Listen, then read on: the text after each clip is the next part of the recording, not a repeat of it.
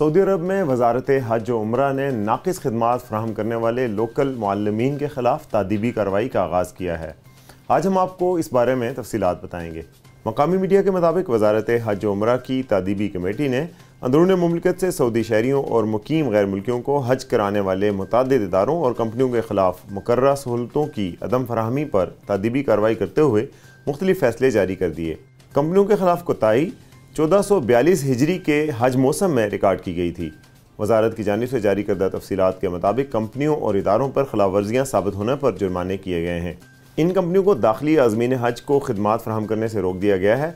अलावा अज़ीं हुज्जाज कराम को हज पैकेज के मुताबिक मुकर्ररा सहूलतें फराहम न करने पर उनकी रकम वापस करने का हुक्म जारी कर दिया गया है। वजारत हज उम्रा ने ताकीद की है कि सऊदियों और मुकीम गैर मुल्कियों को फराहम की जाने वाली हज खिदमात में कोताही बर्दाश्त नहीं की जाएगी।